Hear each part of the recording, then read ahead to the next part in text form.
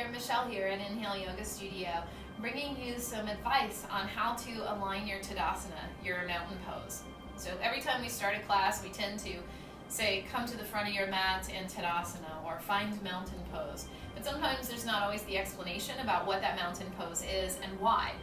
So in our bodies, we want to be structurally lined up where the ankle, the hip, and the shoulder stack up over top of each other. But from sitting and other life events, we tend to be more front-loaded, right? Our heels are a little bit lighter, our toes are a little bit more loaded, and you can see what's changed. My ankle is not in line with my center hip, nor is my shoulder. And what tends to happen is we flare up, over crunch, and then we get really soft in the belly. This creates a lot of back problems, and it also creates a weak backside of the body.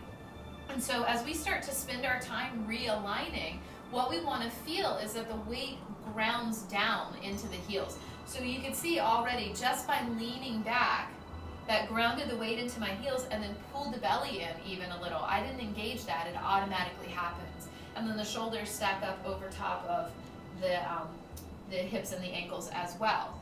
And so the other opposite of that is when we're kind of this way. We tend to sit like this a lot. And so we're this way, the tailbone tucks under and the chest rounds forward. And so we're sometimes then even shifting forward here. And so we've got a lot of work to do. Again, it all starts by grounding back into the hips and then activating down through the legs. And the lower belly tightens, kind of like you're pulling a drawstring, tighten across the pants, right? And so once you do that and you find that standing place, you'll notice how things start to change on the back side. The glute tightens a little, the hamstrings tone a little bit, the lower back definitely feels a whole lot more space.